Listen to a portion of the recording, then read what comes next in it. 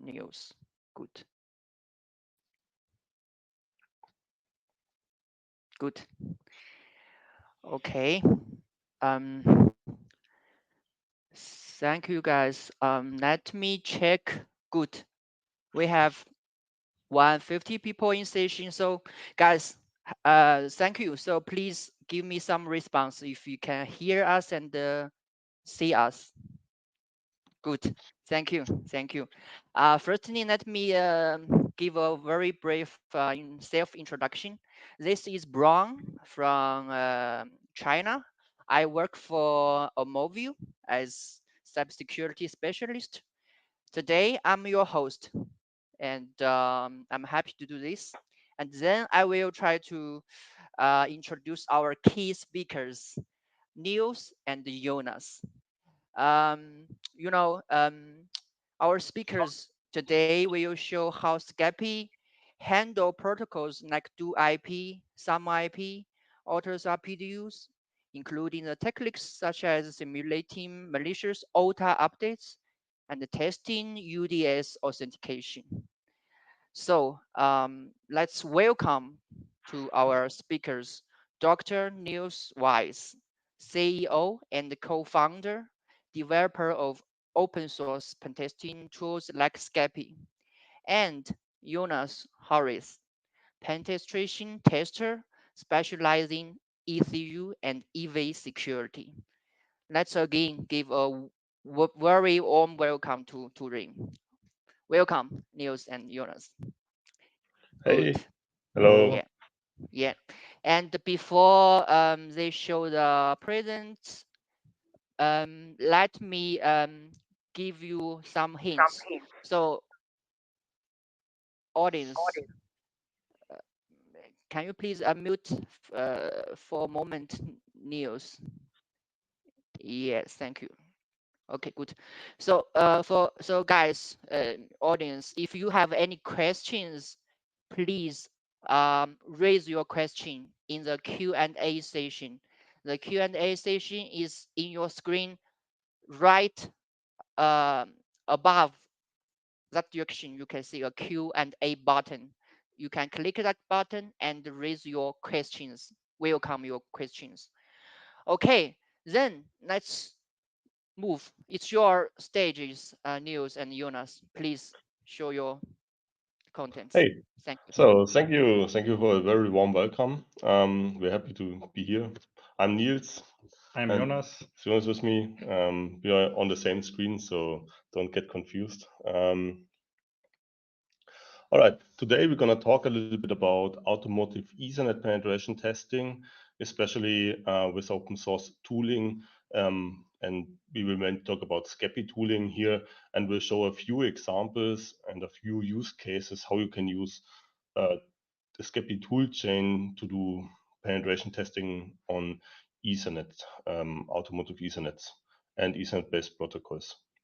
In the past, we enabled Scapy for network scans in automotive, for example, with CAN bus and ISOTP buses. And we also added layers like UDS and also very feature-rich protocol scanners to do UDS application layer scanning within the Scapy framework.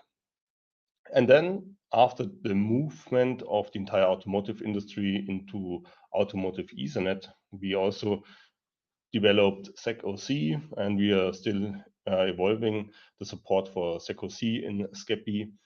We also have naturally support for automotive Ethernet, then luckily automotive Ethernet is like normal Ethernet from the protocol perspective.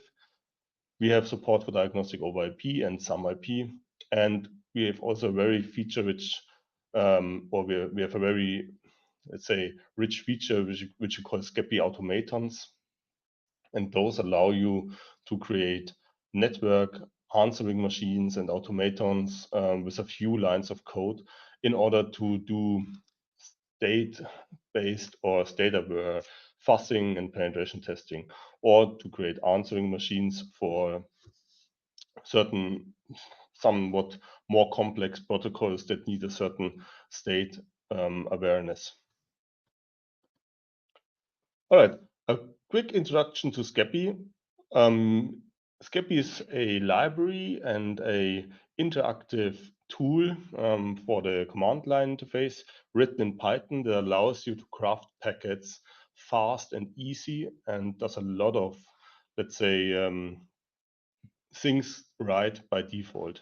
And this means, for example, you can craft packets just by concatenating layers to each other. So, for example, the the first line here is how to craft a Ethernet ICMP packet for doing a ping, and the only information we actually need to tell to Scapy is our destination IP address. And under the hood, Scapy does all the other things by default correct. So Scapy fills out the entire fields of our Ethernet layer, of our IPv4 layer here, and also of our ICMP layer, because the default is like the request for a ping.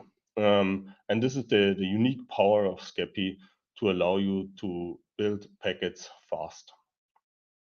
And then Scapy has another concept, which are called sockets. And with those sockets under the hood, we can send packets like just after we created them instantaneously. And the unique thing here is that Scapy has a sense of the response. So Scapy has kind of a matching between the request and the response packet. So if you're gonna send a request to a web server, for example, Scapy will at some point receive a response and maybe a few other packets. And by knowing the protocols, Scapy can bring together the request and the response and give you back only the response. And this allows you to get the response of a certain request within a single line of Python, as you see in the second example here. All right. Then over time, Scapy evolved. We started in 2018 with the support of CAN. At this point in time, we had a basic CAN layer in Scapy, but the thing is, Scapy is pretty old. It's like 22 years from now, since it started to exist. Like the first commits are more than 22 years old, and Scapy was built for IP networks. So we already had all the Ethernet protocols like TCP, UDP, TLS, ICMP, etc., as part of Scapy naturally. And then we thought it's a great idea to add also the support of CAN-based protocols. In this way, we generate one tool for both purposes, because then we can use the same tooling for sending CAN-based messages and also Ethernet or automotive Ethernet-based messages and protocols. And luckily, also the application layer is very often identical. So we are talking UDS on Ethernet-based and also on CAN-based networks. And this means over time, as the first step into the automotive pen testing domain, we added a lot of CAN-based features, CAN sockets, ISOTP sockets, ISOTP packets, OBD, UDS, GMLAN, ENET, and some IP as a first flush. And then we extended the support with feature-rich scanners and more high-level protocols, as for example, diagnostic over IP, GM-LAN scanners, UDS scanners, XCP scanners, etc. And also proprietary definitions, for example, for Volkswagen cars or for BMW cars, to give some heads up here. And then as a last step, we added like the latest Ethernet protocols, for example, diagnostic over IP over TLS. Some IP received a major rework. We also added AUTOSAR PDUs and also SecOC PDUs for AUTOSAR, and also SecOC over CanFD, and then a way to simulate ECUs with automatons in Scapy.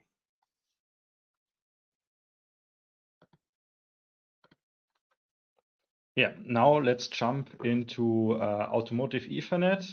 First, a little slide. What's the difference between Ethernet and Automotive Ethernet? From a testing side, well, we need the right cable. So if we want to connect to a physical ECU, Ethernet has 8 cables or 4 cables, depending on the used speed. If you want to connect to a car, the OBD2, you use 4 cables. And Automotive Ethernet just uses a twisted pair. So physical difference. But from a technical side, if you want to connect it now to a PC, you need either a adapter for it, a USB to Ethernet adapter, so you can just plug it in. There's, for example, the HydroLink on Mouser, or you connect a media converter, which converts the Automotive Ethernet coming from the ECU to regular Ethernet, and then you connect the regular Ethernet to your testing device. For the operating system, both cables are the same. They are both Ethernet.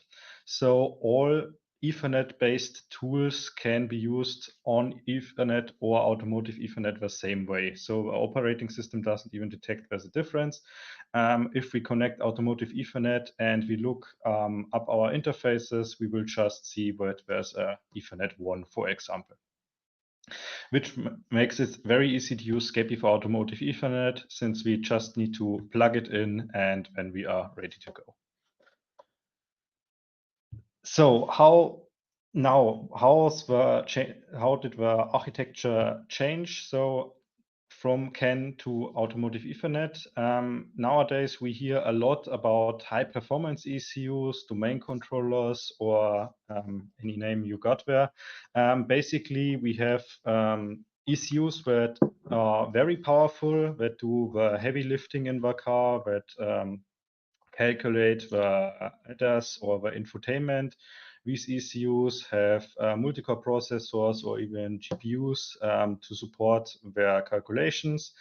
And these powerful ECUs get the data from basically data collecting ECUs that are more that have no dedicated operating system often, and they just send a lot of data to the domain controller, and the domain controller then sends commands back to this ECU, so they can execute their function. In total, it's basically the data flow went from a bus-driven communication where every ECU gets the same communication to point, which means the data collecting ECUs send the data to the high performance ECUs, which then calculate something with that data. Yeah. And also, usually the switch is part of an ECU, so you will not see like a switch as an ECU itself. And also to give one example here, think about a radar ECU, like a radar sensor. Those type of ECUs, they send a massive amount of data out because this is like the radar sensor data, but they usually receive only very little because they just receive maybe a few commands. So the main communication is like in one direction. Yeah. So what's now in conclusion, what's the difference? So if we, for example, compared with CAN, we have no bus. Instead, we have point-to-point. So on CAN, every ECU theoretically gets every message on the bus and then needs to filter out what is relevant for him. And the 100% bus load in default mode doesn't occur, but for example, with a software update, 100% of the data speed can be used on the bus, and therefore ECUs are tested against that data speed accordingly. On the Ethernet side, one point is we have a much higher data speed. So if we use the cable to its max, we have 100 to 1000 Mbit, even more now.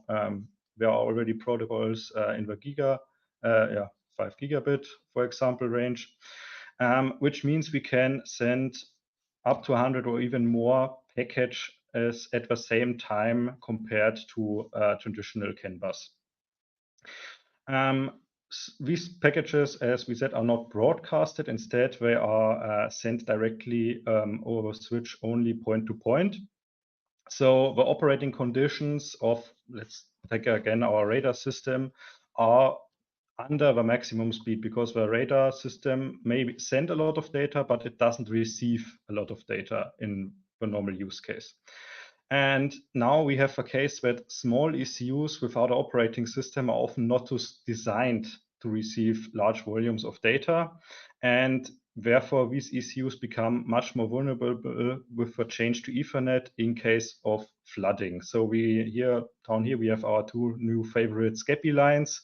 We just create large packet lists, and when Scapy has a function send p fast, which basically doesn't exits Python, and then use command line utils to send even faster. So we can send a lot of packets to the ECU. And now let's say the ECU has no operating system and it instead is interrupt based. Now we have a problem if we get thousands of Ethernet interrupts and have no detection or any prevention of that happening. The ECU is just constantly occupied doing the Ethernet stack and may lose its function. And it will crash, watchdogs will fire, etc., etc. And Jonas was meaning like these issues naturally have operating system, but we are not talking about like a full-fledged operating system like Android or Linux. We are talking more about an embedded operating system like an AutoSAR-based ECU. So those are usually very, very affected by flooding and usually crash instantaneously. Yeah. So basically, here we are not even talking about protocols. We are just talking about the amount of data we send to the ECU. Now, next, let's go to UDS. Exactly. Bright New World, Diagnostic over IP. Bright New World, Diagnostic over IP. We changed the whole underlying layers of how we communicate unified diagnostic services to the ECU. In the top, you see the old CAN-FD way of doing it. We just have the CAN-FD frame when we have the ISOTP layer, and when we directly have a UDS layer. So everything fits in one message. Now, if we we're talking about 8-byte here. Yeah, we're talking about 8-byte here. We see it on a coming slide. If we talk about Ethernet DoIP, now we're talking just about plain DoIP, no encryption, no TLS happening here. Now, instead of 3 layers, we use 6 layers. We use the Ethernet layer, the MAC address layer, then the VLAN layer, IPv4, IPv6 layer, TCP and UDP layer, since DoIP uses both TCP and UDP, then the DoIP layer and the UDS layer. Despite using 6 layers, we are not finished here. We can't fit what we want to do in one message. So we are not even sending one message. We have to do handshakes. TCP needs a handshake, for example. TCP needs a handshake. First, we need to get the, we know the IP address. We may know not the MAC address, so we need an ARP. When over DoIP, we need a routing activation. So we are not, we are down to tens of messages. And with every layer basically here adds complexity to the whole stack.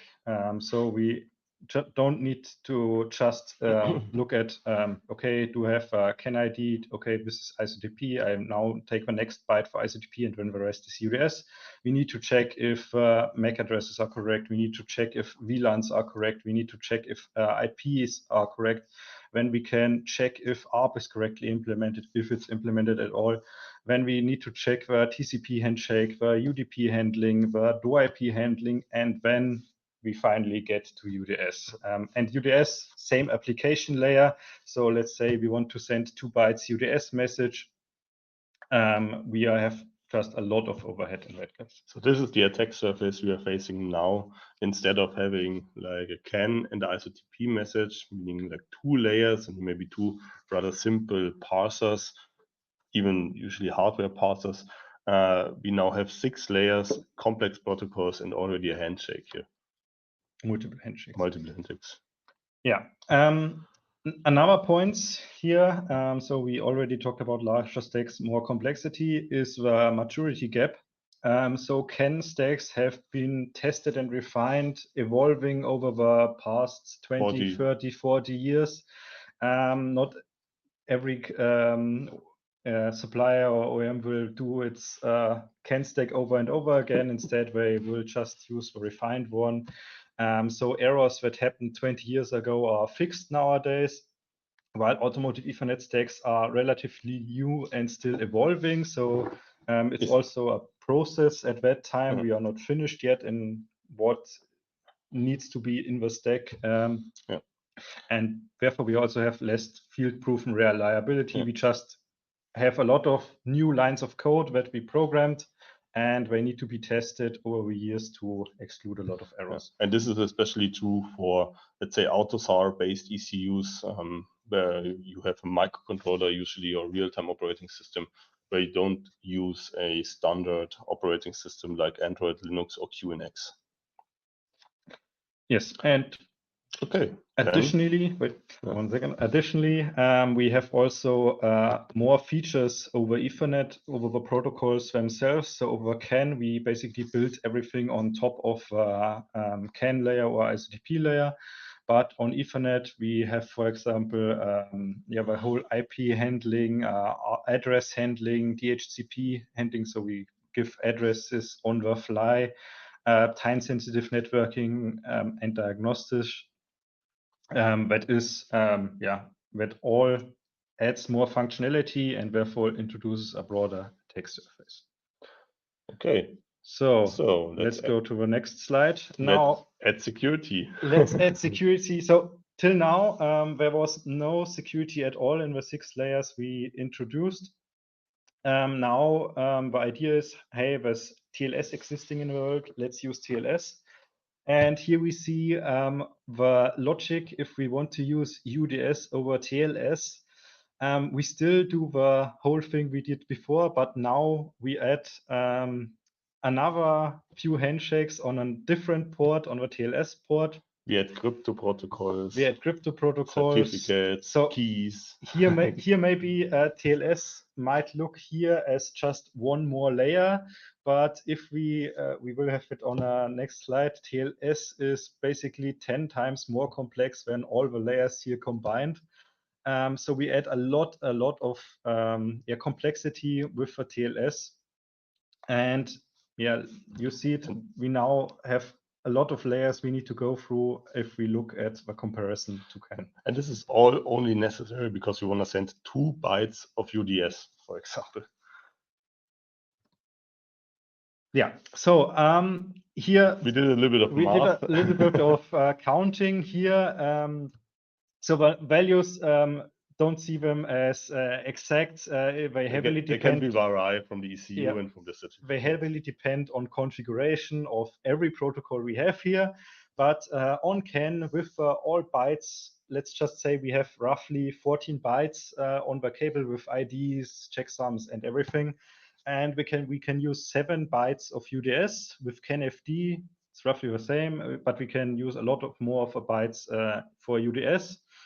And with Ethernet DoIP, we see the overhead gets gigantic. So we have 672 bytes if we want to send 2 bytes of UDS, so 670 bytes overhead. And now let's compare it with TLS. We have 6,700 bytes for sending 2 bytes of UDS. So just from going from DoIP to TLS DoIP, we have an overhead from times 10. So if you get asked if security is a good thing, if you should implement TLS, then keep in mind that your complexity increases by like 1,000, meaning protocols, certificates, code base gets increasingly huge. And this is what you need to pay attention to when it comes to penetration testing. Yeah, and of course, for testing, we now can test every layer. So we can test TCP, ARP, IP, and so on. And Scapy already had that, so we are not going to focus on it now. But what now if we want to test DoIP with Scapy? Do do we need to send all the 6,700 bytes? No. Luckily, we implemented a DoIP socket, which works both for DoIP and DoIP over TLS. So we can just use the socket here, just DoIP socket and IP. And the socket will basically do everything automatically. It will do the routing activation request if you want. It will do all the TCP handshakes. It will do the IP handling, the ARP handling, and so on. And if we want to then use also TLS, we see we need a little bit more lines for that, but it's basically just the import of the certificate. The socket usage is exactly the same. We just need to give it the SSL context and tell it to use TLS. In case there's the case, the standard way would be that you connect without TLS, when the ECU will tell you that you need to connect to TLS, so you close everything down again and open it on the TLS port. Some ECUs don't do that. For that, there's the force TLS option to say Scapy, yeah, the ECU doesn't work quite as spec. And it can also be used for testing how the ECU reacts if you connect to TLS directly and ignore the routing activation over the IP step. Okay. And now, final word about TLS. If you think about using TLS in your ECU and in your ECU project, you often get asked if you want to do mutual authentication with a repair shop tester, and certain projects don't want to do mutual authentication for whatever reason. If you don't do mutual authentication on TLS, you can entirely remove out the entire TLS, because TLS is useless at this point. So if you do not implement mutual authentication, you can save this entire overhead, because the TLS protocol is anyway not trusted if you don't have mutual authentication. Yep, that's a very good point. And that's also one of the common Ethernet issues we face now. There's a problem of responsibility between TLS and UDS. So TLS can ensure certain targets, confidentiality, integrity, authenticity, but UDS can do it too. So now if you have TLS and UDS, or UDS over TLS, the responsibility boundaries need to be clearly defined. What is responsible for what? So for example, if we just disable encryption on TLS because we think we do it over UDS and we don't do it over UDS2, then the whole point of that security goal is gone. So since we have that clash, the roles of both UDS and TLS need to be clearly defined, and we also need to configure both TLS and UDS accordingly. Okay, then continue. Another example, malicious over-the-air update servers. So as I said initially, Scapy has a feature which we call Scapy automatons. And with those automatons, we can basically generate HTTP responses. Here is an example where we use those automatons as a web server. And this allows us, for example, to feed certain packets, certain HTTP packets, and certain HTTP content to an ECU. And this allows us to create a small web server where we can manipulate any response to a client with a few lines of code. And then we can start fussing, doing bad responses, all kind of things here in order to test if the over-the-air update like client, the ECU basically, is implemented correctly. Because usually you have over-the-air, you have an HTTP client implemented in the ECU, which then requests an over-the-air update from somewhere. But yeah, Scapy has us covered here. Then a few words about SumIP. Example, you want to have a whenever you work with an automotive ECU, with an automotive Ethernet ECU, at some point you need a REST bus simulation now, which also talks SumIP.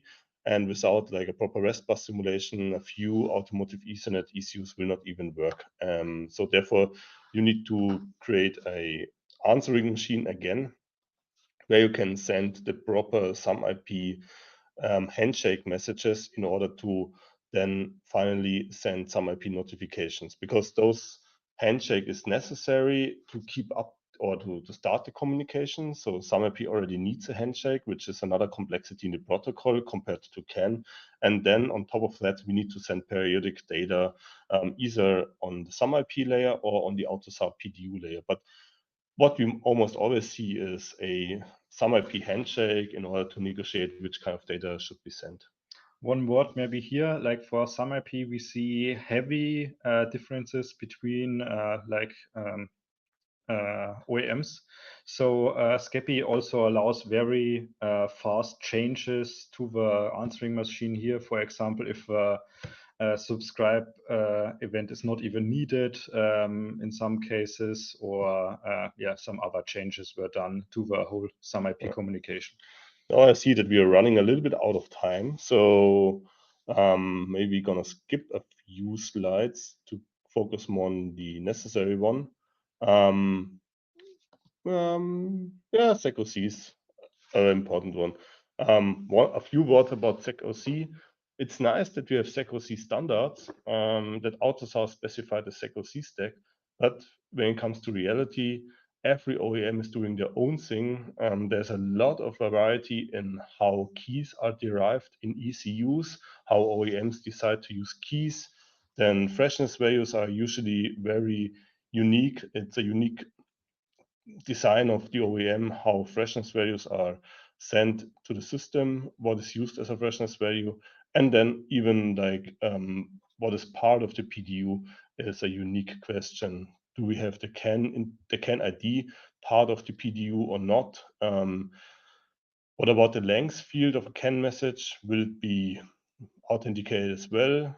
Do you use padding or not, etc., etc.? All of those questions are necessary in order to implement your own SecOC, let's say, layer for Scapy, and therefore we implemented a basis support. And if you change those three functions here, then you have your own Scapy SecOC implementation adapted to your needs. But unfortunately, we can't give you anything out of the box because every OEM is unfortunately doing it different. And for open source project, NDAs are quite difficult. Then UDS authentication, Yeah, one quick thing here, maybe also very quick. We have so new service, UDS authentication is replacing UDS security access service. We now have also certificate handling, like for example, TLS uses it. Now we need to connect to a backend of OEM so we can get that certificate, get proof of ownership, and send it to the vehicle or ECU. We also added in Scapy the UDS auth service with all its sub-functions which are needed to authenticate ECU here. One thing maybe about the whole authentication service, we now need certificate parsers in the ECU, and certificate parsers can again add a lot of complexity, attack surface, and we also have a lot of room for error. So we can also now test manipulating the certificates. For that, we if modern cryptography that's basically a different slide I want to get here. So to get the certificates, we don't have special Scapy functions for testing the certificates, but there are other Git repositories like Frankencert, which allow you to manipulate certificates, and then you can send them over Scapy to the ECU and see how it reacts. And in this way, you get thousands of malicious malformed certificates. And you can also test the randomness. We recommend here the NIST statistical test suite. And in this way, you can test if the randomness of your ECU is good. Because more crypto means we need a better randomness. Cryptography can also be broken even if RSA is correctly implemented if randomness is wrong. Then common Ethernet issues. We have no new roles of the HSM, not only for Ethernet, because now we also need to do certificate storage very often in the ECUs. ECUs are sometimes HSMs. In the past we had HSMs for like our basis AUTOSAR. How is it called? For the basic AUTOSAR support for the security functions like doing secure boot, AES, etc. But we now also need to add certificate storages to the HSMs. So the HSMs gets a new role.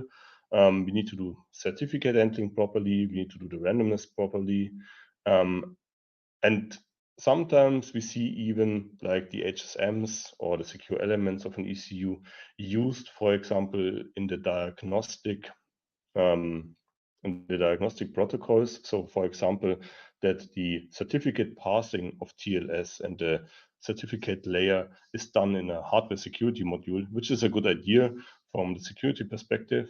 However, you then rely to a single point of failure, because if your HSM and your HSM software has a certain problem, you entirely rule out the diagnostic capabilities of your ECU, and the ECU may not be even debuggable anymore, or may not even connect anymore to the ECU if you cannot do a proper TLS handshake because of your HSM is stopping you from something.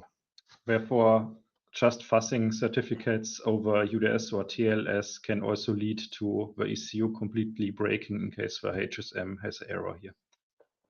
That's it from our side. We are happy to answer your questions.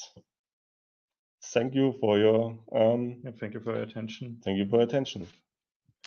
Yeah, yeah. Also, thank you, Niels and Jonas. Thank you for your very, very informative and professional slides and speech. Okay.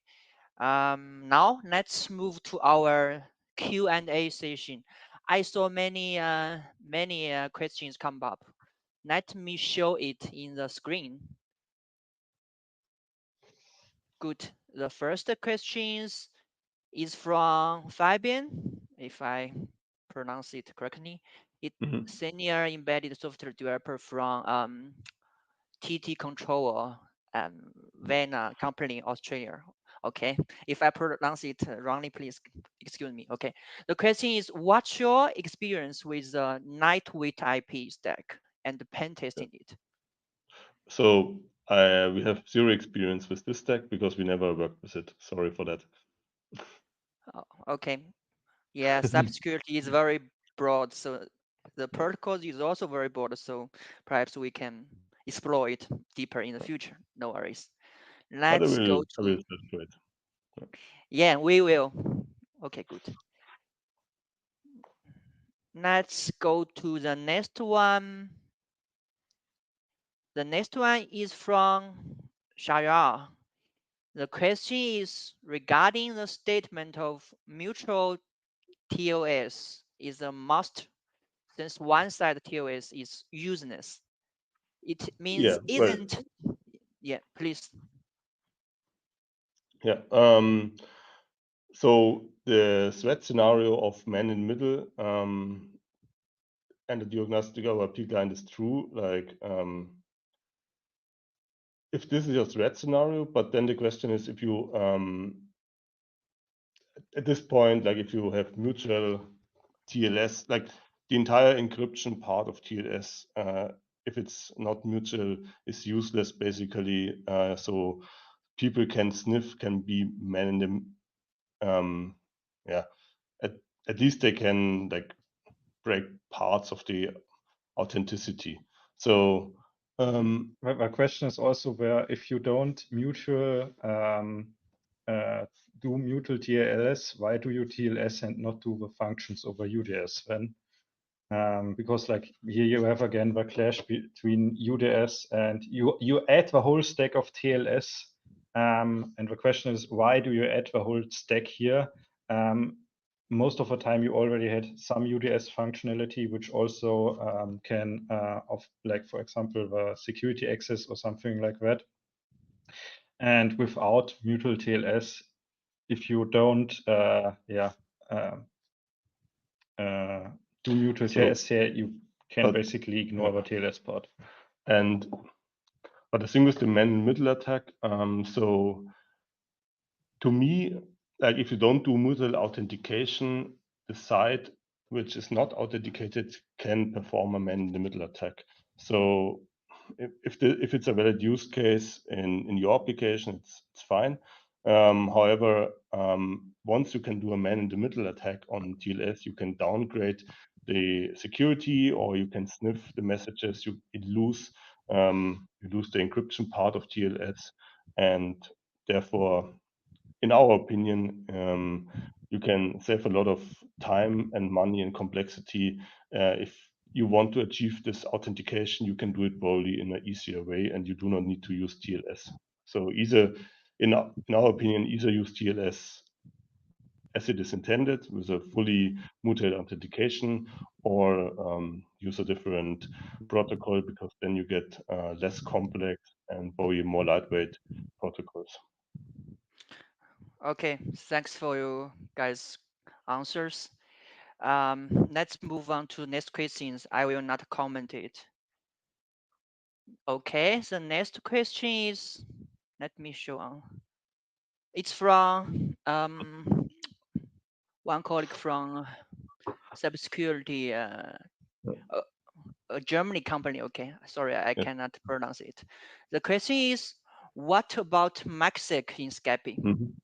So I have to admit I didn't work with MacSec yet, but as far as I remember, the software layer is implemented. However, MacSec is also transparent to the Mac stack. So what you can always do is, for example, on a Linux kernel, uh, add MacSec on an interface level, so that your interface that you are using just does MacSec transparently for you, and in this way, like the Linux kernel will do the entire MacSec operation for you, and you can work with the standard protocols on top.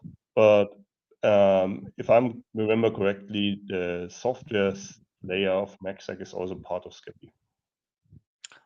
Okay, good. By the way, guys, I will not invite you as a speaker. If you guys will have want to have some interactions with our speakers, you can join the later on launch. In the launch, you can interact with our speaker, Jonas. Okay, later on. So here, I will not invite you guys as speaker. Okay, let's move on. Good. Let me check. The next one is from Mana, from France company. Mhm. The question is, do you know if Scapy supports or will support testing of PQC enabled protocols? Well, the thing is, as we see it, if we see it from the perspective of a protocol, for example, TLS has the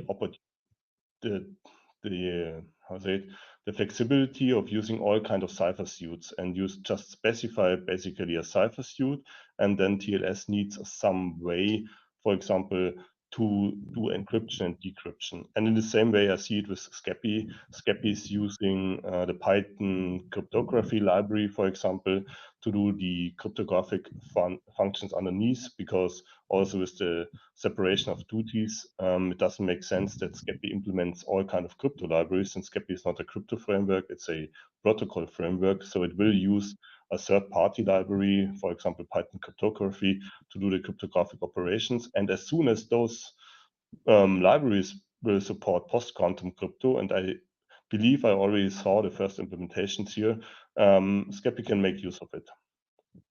Good, good to know.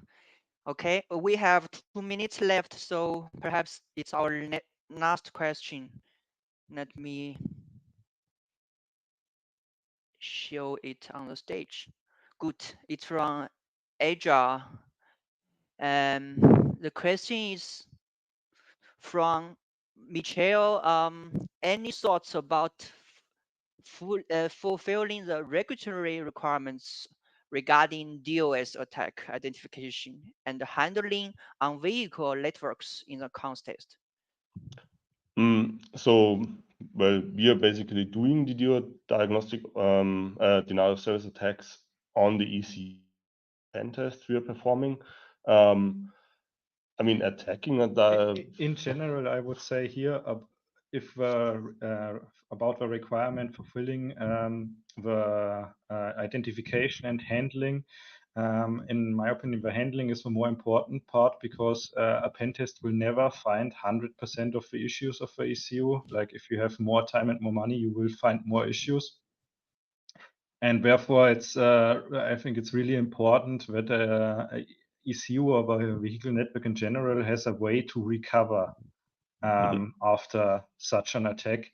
If you do a attack one time and the basically ECU breaks completely, shuts down, never comes up again, then yeah, I think it's a Yeah. serious. And this is also very interesting, at least from our experience, when you handle safety critical ECUs, because often safety critical ECUs have a degraded mode, meaning that they go into a degraded mode after certain things go wrong. And if protocol errors and protocol failures are not handled correctly and unintentionally trigger this degraded mode, you have a persistent denial of service, which is the worst case here. Therefore, our recommendation is here to always make sure that an ECU can recover from a denial of service, that an ECU does not crash during a denial of service attack, which is also not so easy if you have a AUTOSAR based ECU. And then that's our Good. thought about that. Good. Okay, guys. Unfortunately, we cannot answer any more questions in this session. But as I mentioned earlier, you guys, please go to the lounge because Jonas will be there to talk with you guys. Again, thank you guys for your time and joining. See you. Thanks. Thanks for having us. Bye.